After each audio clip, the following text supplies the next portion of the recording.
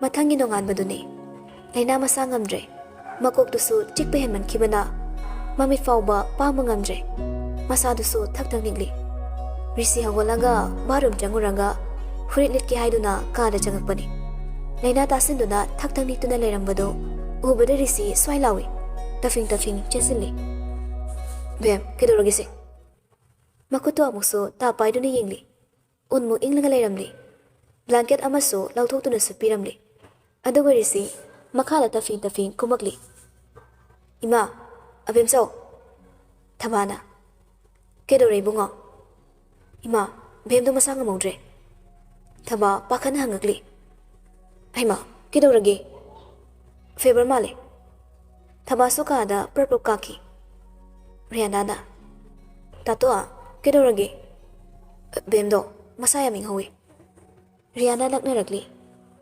is pakhaliba kaishu dore bungo ngarangdagine makok chi ena dum haibani doctor natro laying biu kainu phagi matang sade ko chai tatoa nang nupa thok mande ngan waina fauriba khu phauduga hosina kainu ba doctor apawam su oiriba lavasin habe injection do ko kapsilo hitro kainu lavasin haide as apang sidi nusirak daba laina ni laina da he inam mamachada sat kapsilo lavasin inject to phislauna risino lagai rakli haipadi lavasin gaina nangna puthokpa medicine lo wadu hairam naga risi moigi kada ka khatkre riana so adumina rakli riana na medicine ti nungsi sinni ngang dana adumina rakli thabana atomba imo semti yeng lawni nangbo risi changak lagai rakli ko yeng doino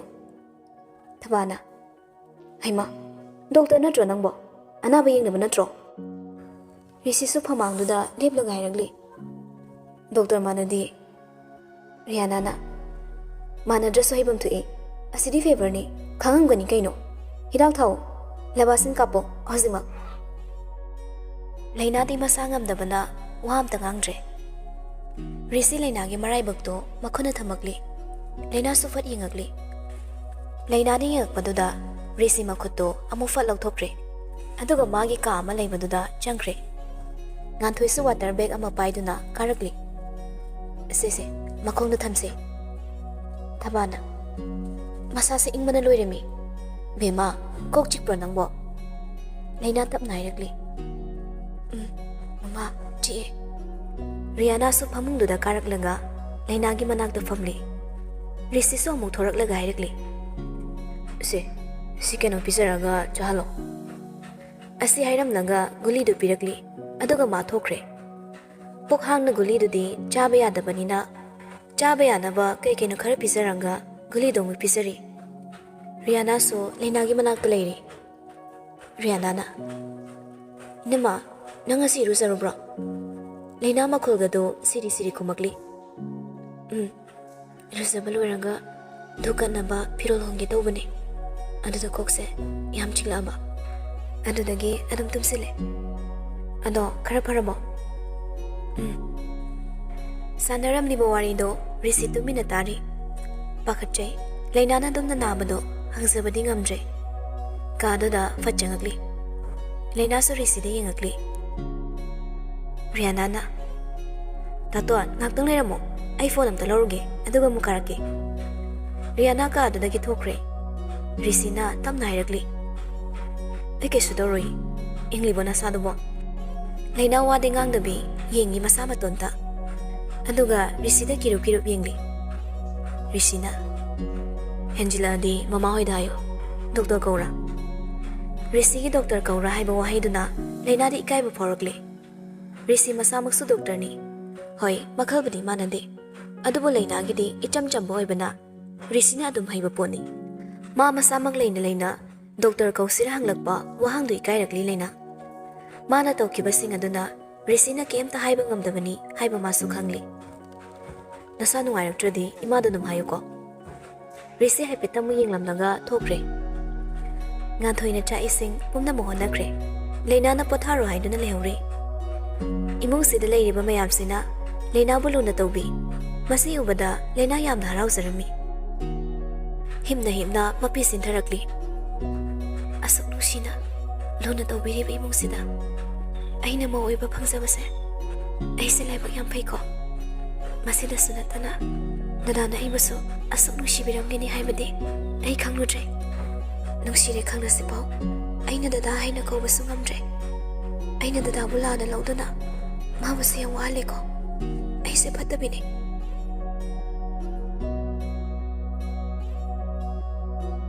Sondarisiso hangde hangningli khara pharabra nungaitabla leibra haiduna adubu hangma ngamdre kaduda mungchang kemta hairamdami mungthoki leinasu risigi matawdu khangli adubu maksu kauba ngamdre mana ngangluriba mayamduna nungsina thamoyani do wahana lele thamoyani masak khangnaraba matamsida lamna lehalle nangdani leiribani adubu lapnare hawkibada ngangluriba dawruriba mayamduna nungsina lapnabani thamoyani do haksang du khara phagalakpa matamni numidang leina mondu ngak laga thaduna famungduda makhong tingthoklaga famduna leiri makhwang mapa phawba blanket tu chingkhali chaksu saw haiba yande masa soi son uri risi leina gi manakta laktuna famung machiduda kauduna famloi leina karim directe risina prapap laklaga famjilakpadudadi ngakna munna yengduna leiroi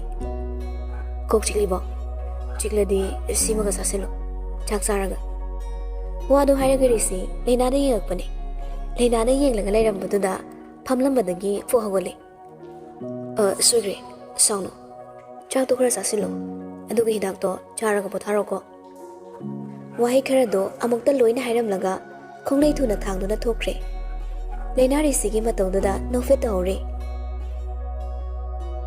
somdarisi sofa duda famlaga makutuna lukhamdana tharaga mathanda sonjai kaino aina tawridubo amuk sauramdana ba dada kawbane be saunuko amuk sunokli makutuna mathabakta thamlaga chongliba mihuldo amuk yengli lamhelesina kaige rishigi notion hatsi lamhengano haibe yadre nangi matang wali aigi thawai machana ayama pidri amuk sordo sangno honduna hairakli dada ngairi be ngai khini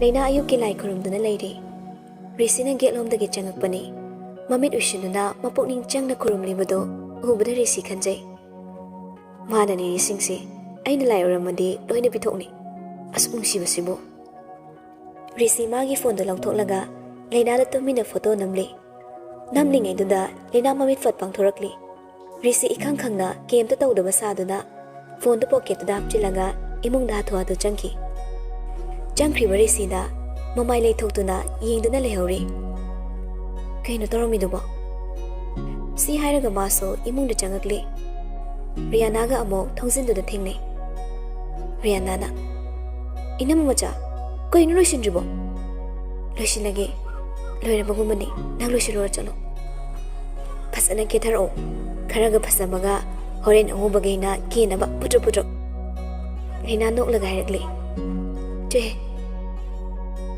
lai khurum bachani haiduna makoi loina loisinari leina suma mai mamitto khare yaksin teshili jamdani yam ka hena kesilubu nate masamduso sambul loina pulli sanglap to basai khara mangda thade chandol machugi mapalangang manahatpa phane ama suseli maduga chunaba phi patak to ba mayan sili na to na theliba chandol duga yengbada mithakani chimbalda nganglap to ba lipstick khasik tangtai tasingna yamna phasa thokre angang oizarabaso leina ka adudagi kumtharakli risi sumakha da leirambani leina ubada phamnambadagi tamna hogolakli aduga amukta udribadongna yenglaga lei Riana na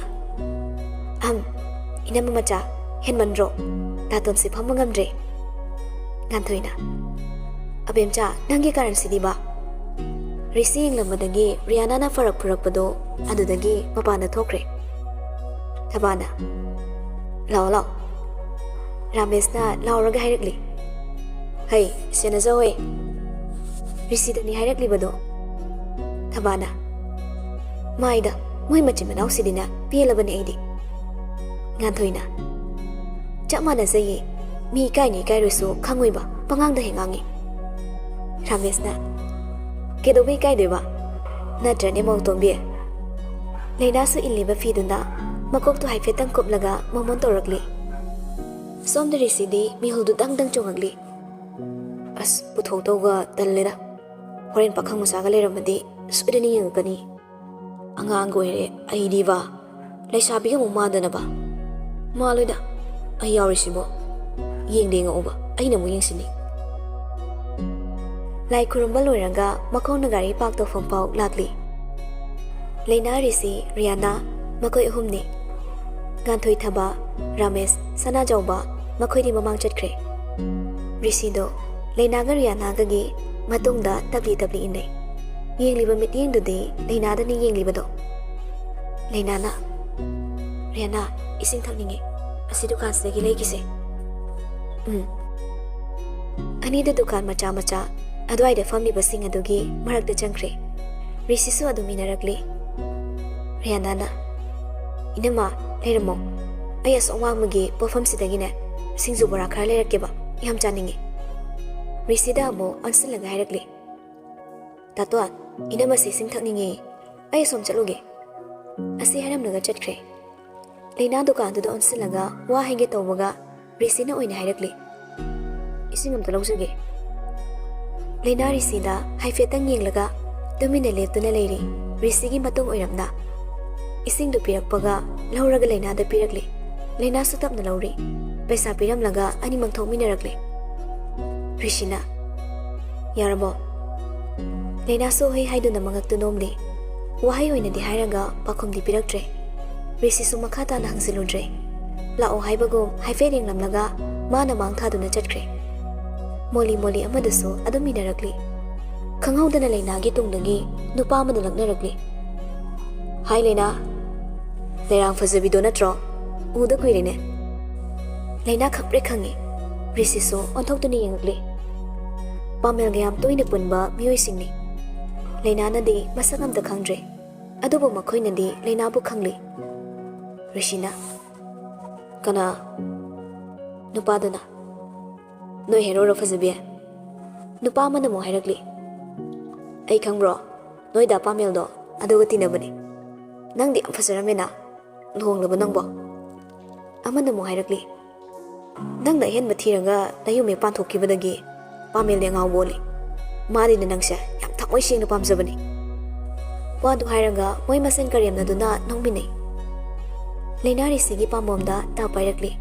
Mapuroibagi matungda lesinduna leikre. Risi Leina gi matawduda ngayakti gyan mangli. Matawduda nungsiba khangin hengalakli. Sontaduna leiramba thamoi kankhalakpagum tori. Leiriba nupasingduda mamita suksinduna yengakli. Rishina. Wadu haibagi kanabasina kaino. Nupaduna. Hero, instagi hero. Nangsu masakmuna khangi. Aron matawbudi noi kangbuiramine. Nangna lawrabanina wasis auna ngangene. Rishi nokfe tawranga hairakli. Aigi nupine. Aigi nupida karan taradine. Mai nupana yengduna leiroi huran basa. Nupadu sauna hairakli. Kari huran bugaina. Noina tawba thaba aikoina khangoi khanbro. Noina thiriba pamel duso phangoi haibisi so haibiramgi. Nangi namanaba OCSP do moidasu paw hayo. Aduga noisu cheksina layo. Risi adum nokfe tawri. Lona yadaba thabok mayam tawsilaga yamna kaisina kaigino. Adusu lambi lamjausida akan muga sariba. Pamina lotpada kayam kuina lotoiba. Safong na pumikupta magi drama loire. Nupasingdo wawa nokli. Amana mo hairakli. Oi, nupiga luna tawbibra. Pharaga lawbanina tawramdau mandida. Thabak ka suhanbra. Luhongkibadi kuire nasa yawbadi udena. Asi hairamlaga moi masina muksu noksinai. Risi so nokpaduda yawrakli. Nupi farise thina tawnaba pura thamnaba nati. Aigi nupi oinaba farini gadha singsidi. Noi pamel haiba haksang phangaga nusiba phangi khanba nupado magumana teidi.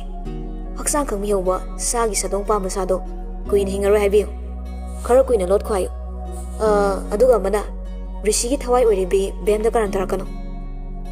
ꯑꯁꯤ ꯍꯥꯏꯔꯝꯂꯒ ꯂꯩꯅꯥꯒꯤ ꯃꯈꯨꯠ ꯃꯆꯥꯗꯨ ꯄꯥꯏꯔꯛꯂꯤ ꯆꯤꯡꯗꯨꯅ ꯄꯨꯈ꯭ꯔꯦ ꯅꯨꯄꯥꯁꯤꯡꯗꯨ E ꯀꯥꯅ ꯂꯩꯍꯧꯔꯤ ꯈꯨꯗꯛꯇꯨꯗ ꯄꯥꯃꯦꯜꯗ call ꯇꯧꯈ꯭ꯔꯦ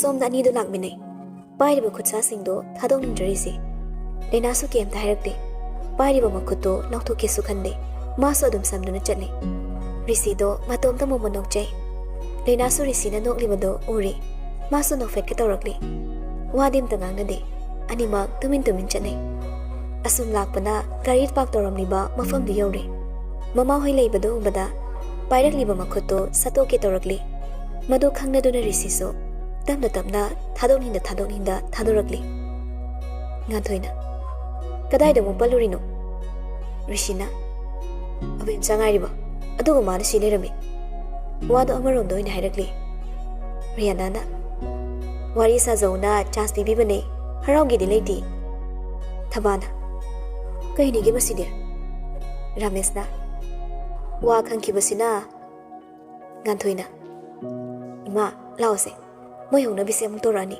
ꯆꯠꯅꯕ ꯇꯧꯍꯧꯔꯁꯦ ꯒꯥꯔꯤꯗ ꯀꯥꯈꯠꯅꯗꯨꯅ ꯃꯌꯨꯝꯗ ꯑꯃꯨꯛ ꯍꯜꯂꯛꯂꯤ ꯔꯤꯁꯤꯒꯤ ꯒꯥꯔꯤꯗꯅ ꯂꯩꯅꯥꯒ ꯔꯤꯌꯥꯅꯥꯒ ꯇꯣꯡꯂꯤ ꯑꯇꯣꯞꯄ ꯒꯥꯔꯤ ꯑꯃꯗꯅ ꯃꯈꯣꯏ ꯂꯣꯏꯅ ꯇꯣꯡꯈ꯭ꯔꯦ ꯒꯥꯔꯤꯗꯨ ꯊꯧꯕ ꯍꯧꯔꯛꯂꯤ ꯔꯤꯌꯥꯅꯥꯅ ꯑꯁ ꯁꯤꯡꯖꯨ ꯃꯅꯝꯁꯤꯗꯤ ꯕꯥ ꯆꯥꯛ ꯂꯥꯝꯃꯤ ꯇꯟꯖꯥꯗꯨꯗ ꯂꯩꯅꯥꯗꯣ ꯃꯀꯣꯛ ꯉꯥꯎꯔꯤ ꯇꯧꯔꯛꯂꯤ ꯔꯤꯌꯥꯅꯥ ꯀꯣꯛꯁꯤ ꯉꯥꯎꯋꯦ ꯔꯤꯁꯤ ꯃꯗꯨ ꯇꯥꯕꯗ ꯄꯥꯈꯠꯅ ꯃꯅꯤꯡꯒꯤ ꯁꯤꯠꯇ ꯐꯝꯂꯤꯕ ꯂꯩꯅꯥꯗ ꯃꯤꯡꯁꯦꯜꯗꯨꯗꯒꯤ ꯌꯦꯡꯉꯛꯂꯤ ꯏꯇꯨꯛ ꯇꯨꯛꯊꯅ ꯂꯩꯕꯗꯣ ꯎꯏ ꯔꯤꯌꯥꯅꯥꯅ ꯇꯥꯇꯣꯟ ꯇꯞꯅ ꯊꯧꯑꯣ ꯏꯅꯝꯃ ꯀꯩꯗꯧꯔꯒꯦ ꯈꯪꯗꯦ ꯊꯨꯛꯁꯨ ꯂꯥꯎꯋꯦ ꯔꯤꯌꯥꯅꯥꯗꯣ ꯚꯥꯞꯀ ꯐꯖꯟꯕꯤꯔꯛꯂꯤ ꯍꯩꯁ ꯑꯗꯨꯗꯤ ꯄ꯭ꯔꯦꯒꯅꯦꯟ ꯑꯣꯏꯔꯝꯃꯅꯤ ꯇꯥꯇꯣꯟ ꯏꯅꯝꯃ ꯃꯁꯥ ꯅꯨꯡꯉꯥꯏꯇꯦ ꯍꯥꯏꯁꯦ ꯇꯥꯕ꯭ꯔꯥ ꯂꯩꯅꯥ ꯑꯅꯥꯕꯒ ꯁꯣꯏ ꯃꯥꯡꯈ꯭ꯔꯦ ꯔꯤꯁꯤ ꯔꯤꯌꯥꯅꯥꯒꯤ ꯋꯥꯗꯨꯗ ꯈꯪꯉꯥ ꯍꯥꯗꯨꯅ ꯂꯣꯛ ꯈꯨꯔꯛꯂꯤ ꯂꯩꯅꯥ ꯄꯥꯈꯠꯅ ꯍꯥꯏꯔꯛꯂꯤ ꯔꯤꯌꯥꯅꯥ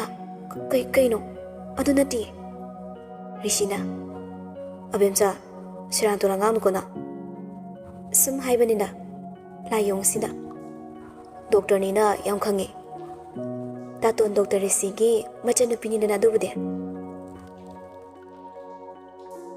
ꯔꯤꯁꯤ ꯋꯥ ꯃꯈꯥ ꯇꯥꯔꯛꯇ꯭ꯔꯦ ꯇꯨꯃꯤꯟꯅ ꯒꯥꯔꯤꯗꯨ ꯊꯧꯔꯤ ꯂꯩꯅꯥꯗꯤ ꯏꯀꯥꯏꯃꯟꯗꯨꯅ ꯋꯥ ꯐꯥꯎꯕ ꯉꯥꯡꯖꯗ꯭ꯔꯦ ꯔꯤꯁꯤꯁꯨ ꯂꯩꯅꯥꯗ ꯇꯨꯃꯤꯟꯅ ꯃꯤꯡꯁꯦꯜꯗꯒꯤ ꯌꯦꯡꯂꯒ ꯂꯩꯅꯥꯅ ꯏꯀꯥꯏꯗꯨꯅ ꯂꯩꯕꯗꯨ ꯎꯔꯒ ꯅꯣꯛꯂꯤ ꯔꯤꯌꯥꯅꯥꯗꯤ ꯃꯥꯅ ꯊꯣꯛꯄꯅꯤ ꯀꯩꯝꯇꯒ ꯈꯟꯕꯤꯕꯖꯥꯠ ꯅꯠꯇꯦ ꯉꯥꯏꯍꯥꯛ ꯂꯩꯔꯒ ꯌꯨꯝꯁꯤ ꯌꯧꯔꯦ ꯔꯤꯁꯤꯗ ꯍꯣꯁꯄꯤꯇꯥꯜꯗ ꯑꯗꯨꯝ ꯆꯠꯈ꯭ꯔꯦ ꯆꯥꯛꯀ ꯆꯥꯈꯤꯗ꯭ꯔꯦ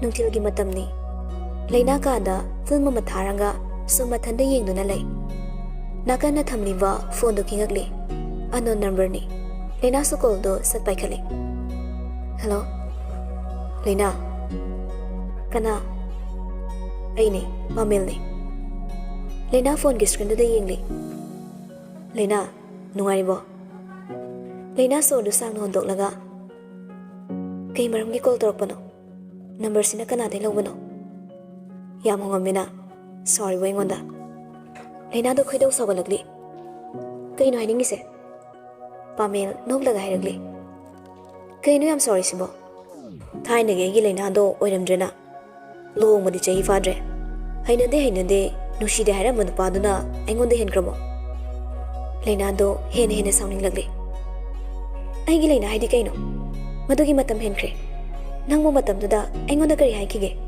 ꯅꯪ ꯃꯗꯨ ꯅꯤꯡꯁꯤꯡꯗ꯭ꯔꯕ꯭ꯔꯥ ꯑꯩꯅ ꯅꯪꯕꯨ ꯀꯌꯥꯒꯤ ꯃꯇꯤꯛ ꯊꯥꯖꯅ ꯈꯟꯈꯤꯕ ꯑꯗꯨꯒ ꯅꯪꯗꯤ ꯃꯤꯐꯠꯇꯅꯤ ꯑꯩꯒꯤ ꯍꯛꯆꯥꯡ ꯈꯛꯇ ꯃꯤꯍꯧꯕ ꯅꯨꯡꯁꯤꯕ ꯁꯥꯕ ꯑꯣꯏꯔꯝꯂꯦ ꯑꯩꯅ ꯃꯗꯨ ꯈꯪꯂꯨꯗꯕ ꯑꯩꯒꯤ ꯏꯔꯥꯜ ꯑꯣꯏꯔꯦ ꯑꯗꯨꯕꯨ ꯁꯥ ꯅꯪꯒꯤ ꯅꯈꯨꯠꯇꯒꯤꯗꯤ ꯑꯩ ꯃꯇꯝ ꯆꯥꯅ ꯆꯦꯟꯊꯣꯛꯄ ꯉꯝꯍꯧꯔꯦ ꯅꯪꯒꯤ ꯅꯨꯡꯁꯤꯕ ꯁꯥꯕ ꯃꯇꯧꯗꯨꯗ ꯑꯩ ꯄꯪꯊꯔꯝꯕꯅꯤ ꯍꯧꯖꯤꯛꯇꯤ ꯑꯩꯒꯤ ꯏꯁꯣꯔ ꯑꯩꯒꯤ ꯄꯨꯝꯅꯃꯛ ꯑꯣꯏꯔꯤꯕ ꯑꯩꯒꯤ ꯗꯗꯥ ꯂꯩꯌꯦ ꯃꯥꯅ ꯄꯨꯝꯅꯃꯛꯇꯒꯤꯁꯨ ꯍꯦꯜꯂꯦ ꯃꯇꯝꯗꯨꯗ ꯑꯩꯅ ꯗꯗꯥꯒꯤ ꯅꯨꯡꯁꯤꯕ ꯃꯁꯛ ꯈꯪꯂꯨꯗꯕꯅ ꯑꯩꯅ ꯊꯤꯅ ꯇꯧꯔꯨꯕ ꯑꯗꯨꯒꯤ ꯑꯩ ꯌꯥꯝꯅ ꯂꯥꯜꯂꯤꯕꯅꯤ ꯁꯥꯒꯤ ꯂꯤꯆꯠ ꯆꯠꯄ ꯅꯨꯄꯤ ꯀꯌꯥꯒꯤ ꯄꯨꯟꯁꯤꯕꯨ ꯃꯥꯡꯍꯟꯕ ꯑꯩꯅ ꯈꯪꯑꯣꯏꯅ ꯈꯟꯕ꯭ꯔꯥ ꯅꯪꯒꯤ ꯁꯥꯁꯠ ꯈꯪꯂꯨꯗꯕꯅ ꯑꯩꯅ ꯅꯪꯒ ꯃꯇꯝ ꯈꯔ ꯈꯪꯅꯔꯨꯕꯗꯣ ꯑꯩ ꯏꯊꯟꯇ ꯀꯤꯖꯕ ꯐꯥꯎꯏ ꯑꯗꯨꯕꯨ ꯅꯪꯒꯤ ꯁꯥꯁꯠ ꯈꯪꯗꯨꯅ ꯗꯗꯥꯅ ꯑꯩꯕꯨ ꯀꯟꯕꯤꯕꯅꯤ ꯁꯥ ꯅꯪꯒꯤ ꯅꯈꯨꯠꯇꯒꯤ ꯅꯪꯅ ꯑꯩꯉꯣꯟꯗ ꯀꯣꯜ ꯇꯧꯔꯛꯄꯒꯤ ꯃꯊꯧ ꯇꯥꯗ꯭ꯔꯦ ꯑꯃꯨꯛ ꯍꯟꯅꯁꯨ ꯇꯧꯔꯛꯀꯅꯨ ꯅꯪꯒꯤ ꯑꯔꯣꯟꯕ ꯅꯪꯅ ꯁꯥꯟꯅꯕ ꯂꯤꯂꯥ ꯑꯩ ꯂꯣꯏꯅ ꯈꯪꯂꯦ ꯅꯪꯒꯤ ꯑꯣꯏꯗꯕ ꯑꯗꯕ ꯋꯥꯍꯩꯗꯨꯗ